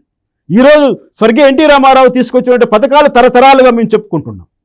రాజశేఖర రెడ్డికి చేసినటువంటి కొన్ని మంచి పనులు తరతరాలుగా మేము చెప్పుకుంటున్నాం. చంద్రబాబు నాయుడు గారు చేసినటువంటి కొన్ని మంచి పనులు తరతరాలుగా చెప్పుకుంటున్నాం. జగన్మోహన్ రెడ్డి చెప్పుకోవడానికి చేసినటువంటి పని ఏదైనా ఉందా? ఒకటి చెప్పండి, ఒకటి చూపించండి. రాజధాని ధ్వంసం చేసేసావు, పోలవరం కట్టలేదు, నాశనం చేసేసావు, స్పెషల్ స్టేటస్ను గాలికి వదిలేసావు, ఈ రాయలసీమకి ఇవ్వాల్సినటువంటి బుందేల్ఖండ్ లాంటి తరహా లాంటి ప్యాకేజీల గురించి ప్రస్తావన లేకుండా పోయింది. కరువు సీమలు ఇచ్చేటువంటి డ్రిప్ ఇరిగేషన్ కూడా లేకుండా చేసేసావు. ఈరోజు రైతుల మెడలకు ఉచ్చేసేటువంటి మీటర్లు పెట్టడానికి నువ్వు ప్రయత్నం చేసావు. నువ్వు చేసింది మంచి పని కంటే నీ యొక్క చెడు పనులు 100 రెట్లు ఎక్కువ కనపడుతున్నాయి ఈరోజు ప్రజలకి. ప్రజల కళ్ళల్లో ఆనందం ఎలా ఉంటుంది? ప్రజలు ఏ విధంగా నిన్ను గౌరవిస్తారు? ప్రజలు నిన్ను ఏ విధంగా గుర్తుపెట్టుకుంటారు? ఒక సైకోలాగా కాకపోతే జగన్మోహన్ రెడ్డి గుర్తుంటారు ప్రజల్లో ఒక సైకో సీఎం లాగా. రాష్ట్రాన్ని ధ్వంసం చేసి 100 సంవత్సరాలు ఎన్నిక నెట్టేసినటువంటి తుగ్లక్ లాగా నువ్వు ప్రజల్లో నిలిచిపోయావు. కానీ ఒక మంచి సీఎంగా ఆయన అన్నాడు ప్రమాణ స్వీకారం చేసిన రోజు ఒక మాట ఇప్పటికీ నాకు గుర్తుంది. 6 నెలల్లో నేను ఒక మంచి సీఎంగా మీ దగ్గర మాట తెచ్చుకుంటాను అన్నవాడు 6 నెలల్లోనే ధ్వంసం చేయడం మొదలెట్టాడు. మొట్టమొదటిసారి మనం చూసాం ప్రజావేదిక ధ్వంసం చేయడం. ఎవరు సొత్తు అండి అది? చంద్రబాబు నాయుడు గారు జోబులో నుంచి తీశారు. అది ప్రజలు ఇచ్చినటువంటి కట్టినటువంటి పన్నుల ద్వారా కట్టినటువంటి ప్రజావేదిక. చంద్రబాబు నాయుడు గారి మీద నీకున్నటువంటి కోపాన్ని నువ్వు అలా ధ్వంసం చేసి నిరూపించుకొని ఆ డెబ్రిస్ కూడా ఈరోజు వరకు క్లీన్ చేయకుండా ఎంత సైకోయిజం అండి ఇది? అంటే ఏంటి? అభివృద్ధిని కొనసాగించడం చేతగాని వాడివి, ఒక కక్షపూరితమైనటువంటి రాజకీయాలు చేసేటువంటి వాడివి. నీకు రాజకీయాల్లో చోటు అవసరమా అని నేను అడుగుతున్నాను. నీకు చోటు ఉంది, నీకు ఖచ్చితంగా చోటు తిహార్ జైల్లో ఒక రూమ్ పెడతారు. ఎందుకంటే నువ్వు చేసినటువంటి ఈ యొక్క ఈడీ కేసుల్లో నీకు శిక్ష పడితే నువ్వు తిహార్ జైలుకి వెళ్తావు, లేదంటే నీవు చేసినటువంటి క్రిమినల్కు చల్లపల్లి జైలుకైనా వెళ్తావు. నీకు ఒక చోటు ఉంది అంతే. నువ్వు ఎప్పటికీ కూడా ప్రజల మనసులో నువ్వు ఖైదీ నెంబర్ అంతే. ఇంకా నీకు అంతకుమించి ఇంకా ఏరేది ఉండదు జగన్మోహన్ రెడ్డి గారికి. ఇది గుర్తుపెట్టుకోండి కావాలంటే. కాబట్టి నేను ప్రజలకు ఒకటే చెప్తున్నాను, అభివృద్ధి కావాలి, సంక్షేమం కావాలి, ముఖ్యంగా రక్షణ కావాలి. నాలాంటి ఒక జడ్జిగా ఉన్నటువంటి నా కుటుంబం పైన, నా పైన ఇంత దారుణంగా దాడులు చేసి పోలీసుల చేత ఆ కేసును తప్పుదారి పట్టించడానికి ప్రయత్నం చేస్తున్నటువంటి ఈ వైసీపీ వాళ్లకు మళ్ళీ ఓట్లేస్తామా? రక్షణ కావాలి. ఈరోజు ఆడపిల్లలు ధైర్యంగా రోడ్డుపైన తిరగలేకపోతున్న కారణం ఏమిటంటే 7 దాటిందంటే రోడ్డుపైకి వచ్చేటువంటి గంజాయి ముఠాల అల్లరి ఎంత ఇంత లేదు. మీరు ఒక్కసారి వచ్చి చూడండి. ఇక్కడ ఈ 7 తర్వాత రక్షణ ఎక్కడ ఉంది మనకు? ఆస్తులు లేకపోని, సంక్షేమం లేకపోని, ఒక పూట తిని ఒక పూట పస్తున్నా కూడా మనకు కావాల్సిందేంటి? మన మాన రక్షణ, మన ప్రాణ రక్షణ. ఈరోజు ఆ రెండింటికి కూడా ఈరోజు ప్రమాదం పొంచి ఉంటే మళ్ళీ మనం బుద్ధి లేకుండా మళ్ళీ జగన్మోహన్ రెడ్డిని సీఎం చేయడానికి ఓట్లేస్తామా? వైఎస్ఆర్సీపీకి వెయ్యరు కూడా. ప్రజలకు అర్థమైంది, వాళ్ళకి ఏం కావాలో వాళ్ళకి అర్థమైంది, ఎవరు కావాలో అర్థమైంది. కారణం ఏంటంటే చంద్రబాబు నాయుడు గారు ఒక్కరే ఫ్రీ హ్యాండ్తో ఈ రాష్ట్రాన్ని డీల్ చేసినప్పుడే ఈ రాష్ట్రం మరొకసారి అభివృద్ధి పథంలోకి పుంజుకుంటుంది, లా అండ్ ఆర్డర్ కంట్రోల్లో ఉంటుంది, యువతకు ఉపాధి లభిస్తుంది, మహిళలకు రక్షణ లభిస్తుంది. ఆయన ఒక్కడే చేయగలుగుతాడు ఈ పనులన్నీ కూడా. అంత అనుభవం ఉన్నటువంటి వ్యక్తి, అంత సీనియారిటీ ఉన్నటువంటి వ్యక్తి, అంత ప్రజల పట్ల కన్సర్న్ ఉన్నటువంటి వ్యక్తి కూటమిలో చంద్రబాబు నాయుడు గారు తప్ప ఇంకొకరు లేరు. అందుకే నేను ప్రజలకు అడుగుతున్నాను, తెలుగుదేశం ఎక్కడ పోటీ చేసింది అన్ని స్థానాల్లోనే తెలుగుదేశం గెలవాలి. సో రేపు ఆయన వస్తేనే దళితులకు అభివృద్ధి జరుగుతుందంటారా? ఖచ్చితంగా. ఆయన మాట ఇచ్చాడు, ఆయన చేసి చూపించాడు. ఆయన ఏ విధంగా 14 సంవత్సరాల సీఎంగా ఉన్నప్పుడు దళితులకు ఏ స్కీమ్ తెచ్చారో చూడండి. ఆయన దళిత పక్షపాతం అనడానికి కూడా నేను ఎందుకు అంటున్నా అంటే ఎస్సీ కార్పొరేషన్ ద్వారా ఈరోజు కూడా మా ఏరియాలో విలేజ్కి ఒక ఇన్నోవా కారు తిరుగుతోంది. దళిత బిడ్డలు వేసుకు తిరుగుతున్నాం. ఆ ఇన్నోవా కార్లన్నీ ఇచ్చింది ఎవరండి? చంద్రబాబు నాయుడు గారు కదా. చిన్న చిన్న వ్యాపారాలు పెట్టుకోవడానికి, పరిశ్రమలు నెలకొల్పుకోవడానికి ఎస్సీ కార్పొరేషన్ ద్వారా 30 లక్షల నుంచి ₹1 కోటి దాకా లోన్లు ఇప్పించింది ఎవరండి? చంద్రబాబు నాయుడు గారు కదా. ఈ జగన్మోహన్ రెడ్డి ప్రభుత్వంలో ఒక్క లోన్ వచ్చిందా? ఒక ఇన్నోవా కారు కాదు కదా, ఒక చిన్న టాటా నానో కారు ఏమన్నా ఎవరికైనా ఇప్పించావా నువ్వేమన్నా? ఒక్క 10,000 రూపాయలు ఇచ్చేటి చిన్న ఈ చెప్పులు కుట్టుకోవడానికి సరిపడే పరికరాలు ఏమన్నా నువ్వు ఇచ్చావా? ఏమిచ్చావు? ఏం మాట్లాడినా కూడా నవరత్నాలకు వెళ్ళండి. నవరత్నాలు ఏముందండి? బటన్ నొక్కడము, ఇంకో చేటు నుంచి లాగేసుకోవడం తప్ప. నేను అంటున్నది ఒకటే, యువతకు ఉపాధి కలిగించేటువంటి ప్రతి కార్యక్రమాన్ని ధ్వంసం చేశావు. కాబట్టి ఈరోజు యువతులందరూ కూడా చాలామంది, అందరిని అన్ను చాలామంది నువ్వు ఇచ్చినటువంటి గంజాయికి అలవాటు పడి నువ్వు అమ్ముతున్నటువంటి జే బ్రాండ్ మద్యానికి బానిసలై వాళ్ళ ఆరోగ్యాన్ని పాడు చేసుకొని, వాళ్ళ కిడ్నీలు పాడు చేసుకొని ఈరోజు 20 సంవత్సరాల యువకుడు 70 సంవత్సరాల వాడగా కనపడుతున్నాడు. ఒక్కసారి గమనించండి. అది చాలా ప్రమాదం ఈ రాష్ట్రానికి. ఎందుకంటే మానవ వనరుల్లో యువత అన్నది ఎంత ప్రాముఖ్యతో అందరికీ తెలిసిన విషయం. దేశం అభివృద్ధి చెందాలన్నా, రాష్ట్రం అభివృద్ధి చెందాలన్నా మానవ వనరులు అభివృద్ధి జరగాలి. ఆ మానవ వనరులు అభివృద్ధి జరగకపోగా మానవ వనరులు ధ్వంసం కాబడ్డాయి. మరి వీటన్నిటిని సరిచేయాలంటే ఎవరు రావాలి? దానిపైన అవగాహన ఉన్న వ్యక్తి, దానిపైన పట్టున్న వ్యక్తి, దానికి సంబంధించినటువంటి అన్ని కోణాలు విశ్లేషణ చేసి సరైన నిర్ణయం తీసుకునేటువంటి వ్యక్తి, ప్రజాస్వామ్యయుతంగా పరిపాలన చేసేటువంటి వ్యక్తి ఒక్క చంద్రబాబు నాయుడు గారు తప్ప ఇంకెవ్వరు నాకైతే కనపడట్లేదు. అందుకే అడుగుతున్నా, తెలుగుదేశం పార్టీకి అబ్సల్యూట్ మెజారిటీ మనకు శాసనసభలో ఉండి తీరాలి. అప్పుడే ఆయన చేయదలసిన పనులన్నీ కూడా ఖచ్చితంగా చేయగలుగుతాడు. సో రామకృష్ణ గారు, ల్యాండ్ టైటిలింగ్ యాక్ట్ మా ప్రభుత్వం ఎంతో గొప్పగా తీసుకొచ్చి అమలు చేస్తున్నామని చెప్పి సీఎం జగన్మోహన్ రెడ్డి గారు కావచ్చు, ఆయన పార్టీ తరఫున ముఖ్యులు కావచ్చు మాట్లాడుతున్న పరిస్థితి. కానీ దీనిపై ఇప్పటికే ప్రతిపక్షాలు అయితే అభ్యంతరాలను లేవనెత్తాయి. ఇప్పుడు అధికార పక్షం ప్రతిపక్షం తీసి పక్కన పెడితే అసలు ల్యాండ్ టైటిలింగ్ యాక్ట్ అంటే ఏంటి? అసలు ప్రజలు కూడా అక్కడ కన్ఫ్యూజన్ అయితే క్రియేట్ అయ్యింది. అసలు ఏంటి మా ప్రజలు అంటే ఒరిజినల్ పత్రాలు వాళ్ళ దగ్గర ఉండవు అని చెప్పి ఒక ప్రచారం అయితే నడుస్తోంది. నిజంగానే ఒరిజినల్ పత్రాలు వాళ్ళ దగ్గర ఉండవా? అసలు ఈ యాక్ట్ వల్ల ప్రజలకు లాభం అంటారా, నష్టం అంటారా? జగన్మోహన్ రెడ్డి సీఎం అయిన తర్వాత శాసనసభ ఏ విధంగా నడిచిందో ఒక్కసారి గుర్తు చేసుకో. ఎందుకంటే రాష్ట్రంలో కానీ కేంద్రంలో కానీ ఏదైనా చట్టరూపం దాల్చి చట్టాలు తీసుకురావాలంటే శాసనసభలోనూ పార్లమెంటులోనూ సుదీర్ఘమైనటువంటి చర్చలు జరుగుతాయి. మన రాష్ట్రంలో శాసనసభ ఉంది, అదేవిధంగా శాసన మండలి ఉంది. ఏదైనా ఒక బిల్లు పాస్ కావాలంటే ఆ యొక్క సెషన్స్లో ప్రతిపక్షాలు, ప్రభుత్వంలో ఉన్న పెద్దలు, మంత్రులు అందరూ కూడా సుదీర్ఘంగా చర్చించి అందులో ఉన్నటువంటి తప్పులను సరిచేసి ఒక చట్ట రూపంలో తీసుకొచ్చి దాన్ని ప్రజలకు అందుబాటులోకి తీసుకొస్తారు. ఇది ప్రజాస్వామ్యంలో జరిగేటువంటి ప్రక్రియ. మన దురదృష్టం ఏంటంటే మన రాష్ట్రంలో శాసనసభ సక్రమైన రీతిలో నడవదు, శాసన మండలి నడవదు. ఏం చేస్తున్నారో ఎలా చేస్తున్నారో ప్రజలకు ఎవరికీ తెలియదు. ఆ రూపంలో రూపుదిద్దుకున్నవే కొన్ని చట్టాలు జగన్మోహన్ నేను చెప్తున్నాను. ఎందుకంటే మహిళలకు రక్షణ కల్పించాలనే ఉద్దేశంతో జగన్మోహన్ రెడ్డి చాలా హడావుడి చేసి ఒక దిశ చట్టాన్ని తీసుకొచ్చారు. ఆ దిశ చట్టాన్ని అమలు చేస్తున్నటువంటి హోంశాఖ మంత్రి స్వయంగా ఏం చెప్పారంటే ముగ్గురికి మేము ఉరిశిక్ష వేసేసామని చెప్పారు పబ్లిక్లో. చివరికి ఏమైందో మనం చూసాం. అసలు ఆ చట్టం ఉందా లేదా అన్న కన్ఫ్యూజన్ నుండి ఇప్పటికీ ప్రజలు బయటపడలేదు, నేను కూడా బయటపడలేదు. అంటే అంత మసిపూసి మారాయడికాయ చేసేటువంటి తత్వము జగన్మోహన్ రెడ్డికి వాళ్ళ గూండాలకు ఉంది. ఇంకా అటువంటి చట్టాలు ఏమైనా ఈ రాష్ట్రంలో పురుడు పోసుకున్నాయా శాసనసభ ద్వారా మనం చూసినప్పుడు ఈ ల్యాండ్ టైటిలింగ్ యాక్ట్ యొక్క అనేది చాలా ప్రధానమైనటువంటి చర్చలోకి వచ్చింది. విచిత్రం ఏంటంటే మనకు స్వతంత్రం రాక మునుపు నుంచి బ్రిటిషర్స్ మన రాష్ట్రాన్ని దేశాన్ని పరిపాలించిన రోజు నుంచి వాళ్ళు పగడ్బందీగా సివిల్ చట్టాలు రూపొందించి క్రిమినల్ చట్టాలు రూపొందించి మనకు అందించి వెళ్ళారు. లార్డ్ మెకాలే రాసినటువంటి ఏవైతే చట్టాలు ఉన్నాయో వాటినే మనం ఈరోజు అమలు పరుస్తున్నాం. అక్కడక్కడ చిన్న చిన్న మార్పులు చేసుకున్నామే కానీ చట్టాన్ని కంప్లీట్గా రద్దు చేసినటువంటి దాఖలాలు ఎక్కడా లేవు. అటువంటి సాంప్రదాయం ఉన్నటువంటి మన దేశంలో, ముఖ్యంగా మన రాష్ట్రంలో జగన్మోహన్ రెడ్డి ముఖ్యమంత్రి అయిన తర్వాత ఇతను ఏం చదివాడు కానీ నాకు తెలియదండి. అతను ఏదో చెప్పుకుంటాడు, బీకామ్ ఏదో చదివాను అంటున్నాడు. మరి ఆయన చదివిన చదువు ఎవరికీ తెలియదు. కనీసం ఆయన పక్కన ఉన్నటువంటి సలహాదారులు కూడా చదువుకున్న వాళ్ళు, సమాజం పట్ల అవగాహన ఉన్నవాళ్ళు అని కూడా నేనైతే భావించట్లేదండి. ఎందుకంటే ఈ యాక్ట్ తీసుకొచ్చే ముందు ఏమైనా వాళ్ళు పబ్లిక్ ఒపీనియన్ తీసుకున్నారా? ప్రజాక్షేత్రంలో ఎవరైనా తిరిగారా?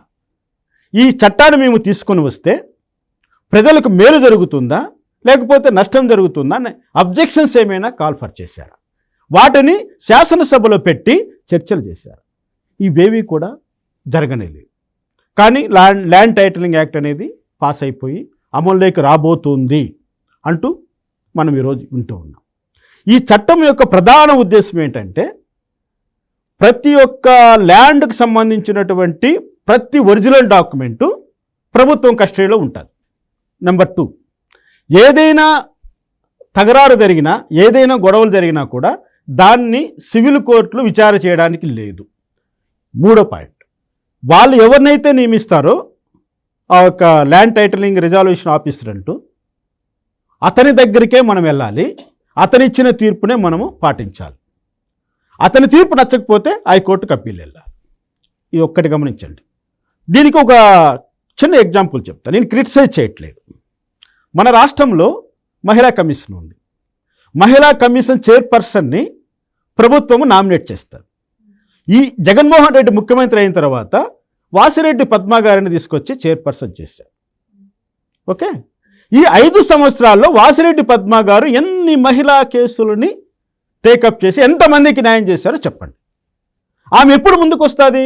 చంద్రబాబు నాయుడు గారి మీద కంప్లైంట్ ఇవ్వడం కోసము ఆమె ముందుకు వస్తుంది. అసలైన బాధ్యతలు, అసలైన మహిళలు ఏ రోజైనా వాసిరెడ్డి పద్మ గారు దగ్గరుండి న్యాయం చేసినటువంటి సందర్భాలు. ఎందుకు ఈ మాట ఇక్కడ ప్రస్తావన చేస్తున్నానంటే ప్రభుత్వము నామినేట్ చేసేటువంటి ఆఫీసర్ దగ్గరే మన యొక్క తగరారును పరిష్కరించుకోవాలి. ప్రజలు ఈ యొక్క యాక్ట్ ప్రకారం కోర్టుల్లో కాదు, వాళ్ళు నామినేట్ చేసినటువంటి వ్యక్తుల దగ్గరికి పోయి మనము పరిష్కారం చేసుకో. వాళ్ళు నామినేట్ చేసేటువంటి వ్యక్తులు ఈ వాసిరెడ్డి పద్మలాగా పనిచేస్తే మన బతుకులు ఏమైపోతాయండి? ఒక దుర్మార్గుడు, ఒక రౌడీ సీటరు, ఒక ప్రభుత్వ పెద్దలు అండదండలు ఉన్నటువంటి వాడు నా భూమి కబ్జా చేసేస్తే నేను నా ఫైల్ ఎత్తుకొని కోర్టుకు వెళ్ళాలా? నువ్వు నియమించినటువంటి నీ యొక్క నామినేట్ పదవిలో కూర్చున్నటువంటి నీ బానిసల దగ్గరికి నేను రావాలా? వాళ్ళకు చట్టం పట్ల అవగాహన ఉంటుందా? వాళ్ళు న్యాయం చేయాలని వాళ్ళు ప్రయత్నం చేస్తారా? వాళ్ళు తప్పు చేస్తే శిక్ష అనుభవిస్తామనేటువంటి భయం ఏమైనా వాళ్ళకు ఉంటుందా? నువ్వు చెప్పిన వాళ్ళకే తీర్పు రాసిస్తాడు. నేను మళ్ళీ హైకోర్టుకి వెళ్ళాలి. హైకోర్టుకి వెళ్ళాలంటే ఎంత ఖర్చు అవుతుంది? ఒక చిత్తూరు జిల్లాలో ఒక బీకొత్తకోట గ్రామంలో ఉన్నటువంటి నేను 1000 కిలోమీటర్లు ప్రయాణం చేసి హైకోర్టుకి వెళ్ళి హైకోర్టులో కేసు వేసుకొని ఈ జరిగినటువంటి నష్టాన్ని పూడ్చుకోవడానికి నాకున్నటువంటి ఆర్థిక వెసులుబాటు ఎంత? సామాన్య ప్రజలు అర్ధెకరా 10 సెంట్లతో ఉన్నటువంటి వ్యక్తులు ఎంతవరకు పోరాటం చేయగలుగుతారు? ఎంతవరకు హైకోర్టుకి వెళ్ళగలుగుతారు? పక్కనే ఉన్నటువంటి జూనియర్ సివిల్ జడ్జి కోర్టుకు నువ్వు జ్యూడిక్షన్ లేకుండా చేస్తే, వీళ్ళు ప్రయాణం చేసి హైకోర్టుకే వెళ్ళి కేసులు వేసుకోవాల్సి వస్తే, నువ్వు నియమించినటువంటి నీ మనుషుల దగ్గరికి వెళ్ళి వాళ్ళు ఫిర్యాదు చేసుకోవాల్సి వస్తే ఎంతవరకు న్యాయం జరుగుతుంది అనేది ఒక్కసారి ఆలోచించండి. ఈ యొక్క చట్టాన్ని ప్రజలే కాదండి, న్యాయ సమాజం మొత్తం వ్యతిరేకిస్తోంది. న్యాయవాదులందరూ కూడా నెల తరబడి కోర్టు బాయ్కాట్ చేసి వాళ్ళ యొక్క నిరసన తెలియజేశారు. ఇంత జరిగినప్పటికీ కూడా జగన్మోహన్ రెడ్డిలో ఒక కించెంత మార్పు రాలేదు. కనీసం ప్రజల నుంచి వ్యతిరేకత వస్తుంది, వాళ్ళ వ్యతిరేకత ఏంటో వాళ్ళకు చెప్పి దాన్ని సరైన మార్గంలో సరిచేద్దాము అన్నటువంటి ఆలోచన కూడా చేయలేదు. మేము చట్టం చేశాం, మీరు అనుభవించండి, నేను మాట ఇచ్చాను, నా మాటే అదంటే సినిమా డైలాగ్ లాగా ఈరోజు జగన్మోహన్ రెడ్డి వ్యవహరిస్తున్నాడు. నువ్వు ప్రజాస్వామ్యంలో ఎన్నుకోబడ్డ ముఖ్యమంత్రివా లేకపోతే రాచరికం నుంచి వచ్చినటువంటి ముఖ్యమంత్రి అండి మీరు? మేము ఒక మాట అడుగుతున్నాం. మీరు చట్టం చేశారు, ఆ చట్టం గురించి మంచి చెడు ప్రజల దగ్గర చెప్పాల్సింది పోయి ప్రజలు వ్యతిరేకిస్తున్నప్పటికీ ఆ టైటిల్ నేను అమలు చేసి తీరాలని నువ్వు ఎందుకు అనుకుంటున్నావు?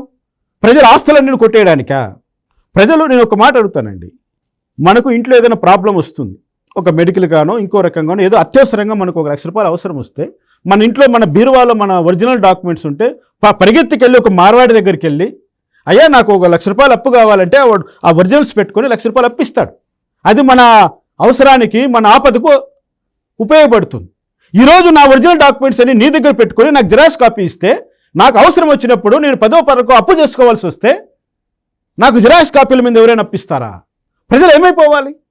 అండ్ ఇంకో విషయం సార్, ఇక్కడ ఈ టైటిల్ యాక్ట్ అమలు చేయడానికి ముఖ్య కారణం అమరావతి భూముల కోసం, అలాగే పారిశ్రామికవేత్తలకు కూడా దోచిపెట్టడం కోసం. ఎందుకంటే పారిశ్రామికవేత్తలు తీసుకుంటే ఒకవేళ డైరెక్ట్ కోర్టుకి వెళ్లాల్సి వస్తుంది, కోర్టుకి వెళ్ళే పని లేకుండా ఇక్కడ వాళ్ళ మనుషులతోనే డీల్ చేయొచ్చు అన్న ఉద్దేశంతో కూడా ఈ యాక్ట్ తీసుకొచ్చింది అని వార్తలు వస్తున్నాయి. దీంట్లో ఎంతవరకు నిజం ఉందంటారు సార్? 100% నిజం ఉంది.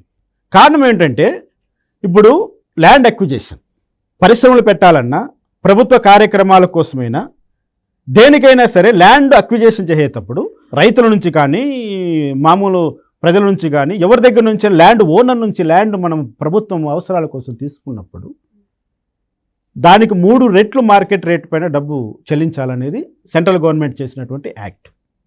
ఎప్పుడైతే జగన్మోహన్ రెడ్డి దగ్గర ఒరిజినల్ డాక్యుమెంట్స్ నిల్వ ఉండిపోతాయో, నా దగ్గర ఒరిజినల్ డాక్యుమెంట్ లేదో, అప్పుడు తను ఏం చేస్తాడు, తన మనిషిని అక్కడ ప్రవేశపెట్టి ఆ భూమి నాదే అని చెప్పి లిటిగేషన్ స్టార్ట్ చేస్తాడు. ఆ లిటిగేషన్ స్టార్ట్ అయ్యిందంటే అది తేల్చేది ఎవరు? జగన్మోహన్ రెడ్డి మనుషులే. అతను ఎవరికి అనుకూలంగా తీర్పిస్తాడు? తన మనుషులు తను ఇచ్చుకుంటాడు. అంటే ఒరిజినల్ ఓనర్ ఒకవేళ తను చెప్పినటువంటి కండిషన్స్ ఒప్పుకోకపోతే నీకు భూమి ఉండదు, కాంపెన్సేషన్ ఉండదు. మేము 30% ఇస్తామా, 10% ఇస్తామా, నువ్వు తీసుకొని నోరు మూసుకొని కూర్చో. అండ్ ఇంకొక డౌట్ ఏంటంటే సార్, ఇక్కడ అధికార పక్షం ఏం చెప్తుంది అంటే సివిల్ కేసులు తగ్గించేందుకు, అలాగే చట్టబద్ధంగా హక్కు కల్పించేందుకు ఈ యాక్ట్ తీసుకొచ్చాము అని చెప్పి ప్రచారం చేస్తున్నారు సార్.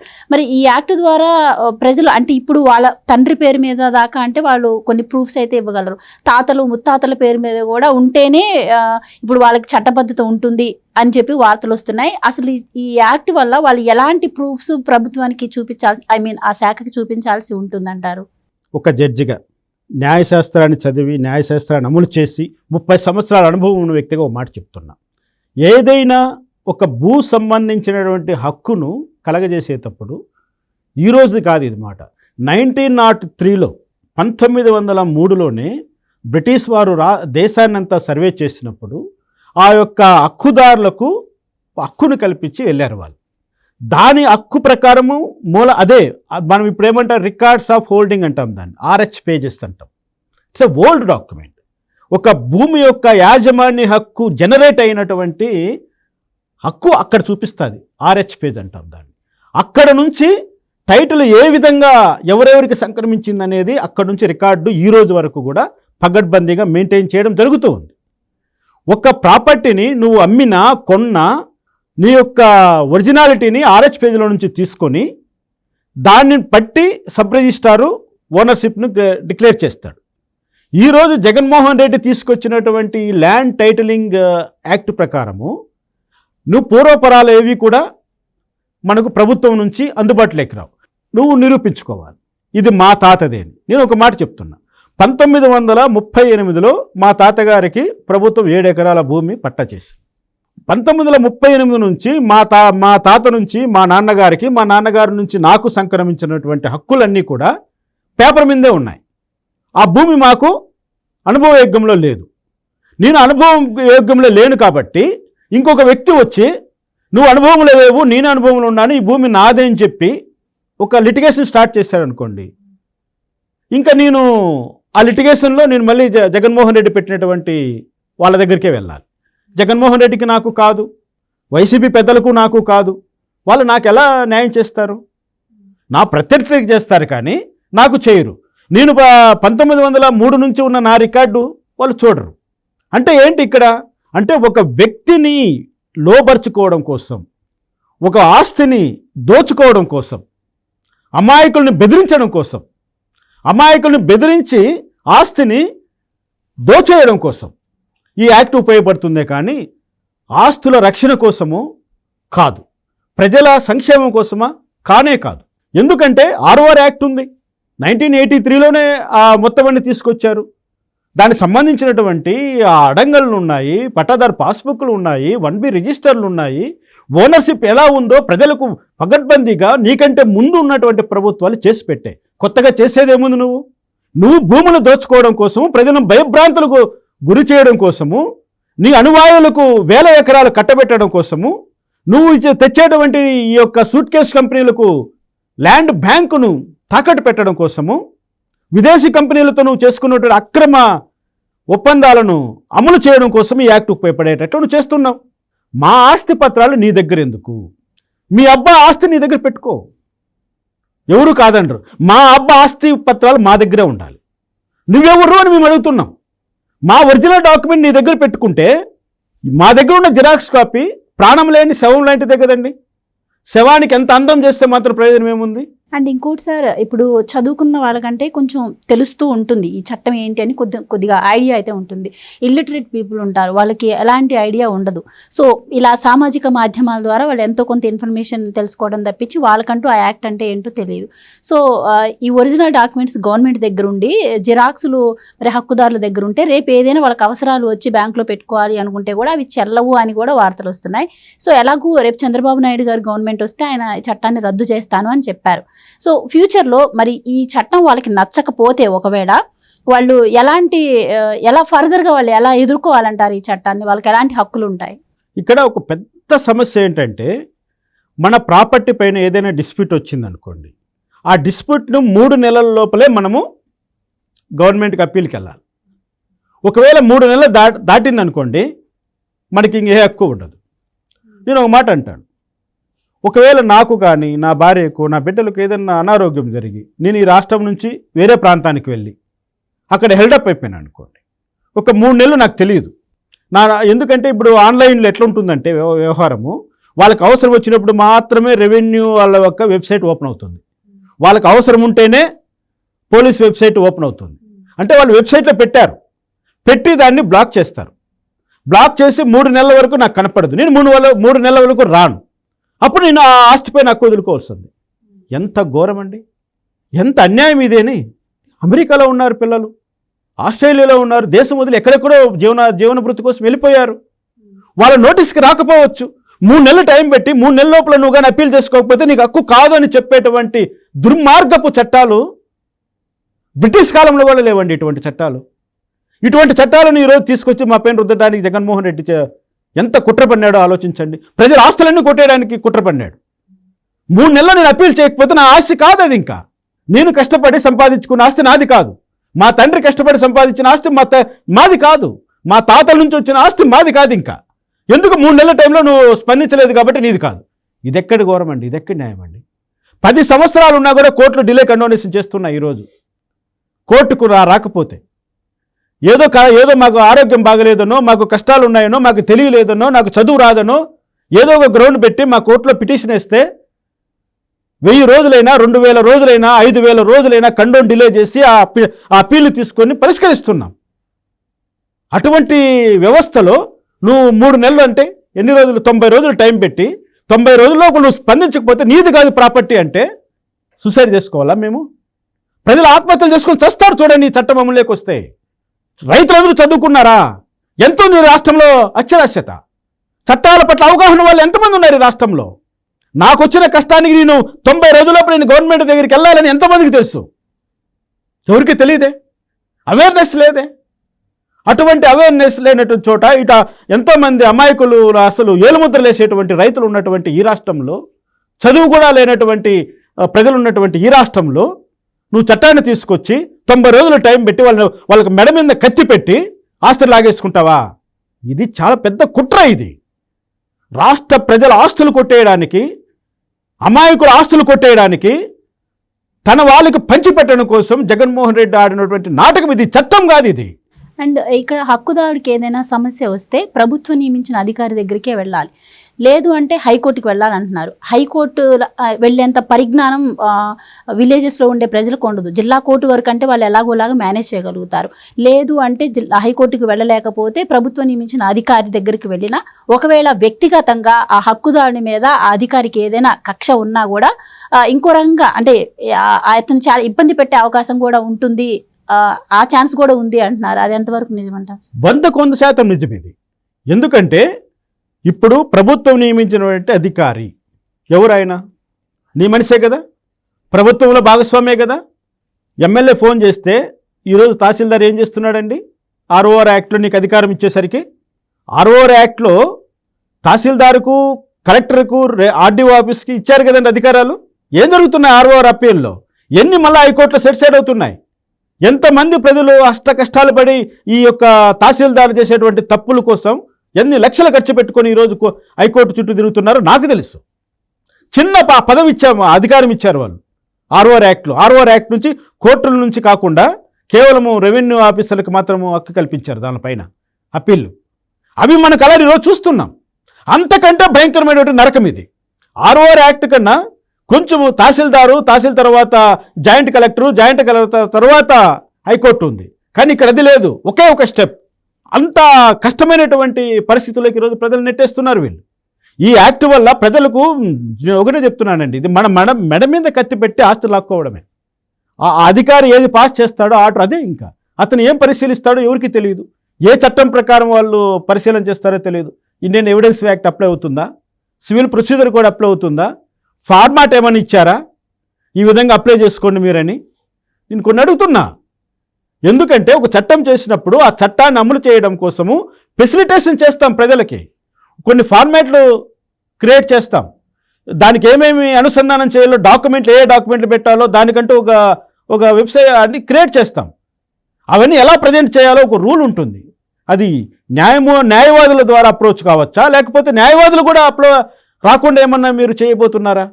న్యాయవాదులు ఎసులుబాటు కూడా లేకుండా చేస్తున్నారా?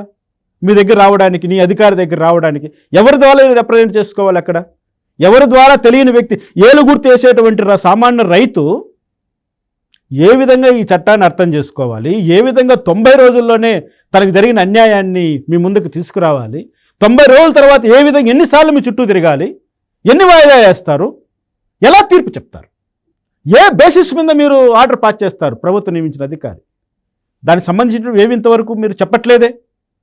ఇవన్నిటినీ మీరు మబ్బి పెట్టేసి, ప్రజలను ఒక మబ్బులో పెట్టేసి, ప్రజలను ఒక డార్క్ రూమ్లో పడేసి, భయభ్రాంతులకు గురి చేసి, నీ మనుషుల ద్వారా నీకు కావలసినటువంటి మొత్తం భూములన్నీ కొట్టేయడానికి ప్రయత్నం చేశాడే తప్ప ఈ యాక్ట్ వల్ల ప్రజలకు ఉపయోగం జరుగుతుందని ఏమాత్రం అనుకోవాల్సినటువంటి అవసరమే లేదు. అండ్ సార్, మీరన్నట్టు ఇప్పుడు ఈ చట్టంలోని లోపాలు ఏవైతే ఉన్నాయో ఇవి ప్రతిపక్షాలు, లాయర్లు కూడా ఎత్తి చూపే వరకు ప్రజలకు అంత కరెక్ట్గా తెలియని పరిస్థితి అయితే ఉంది.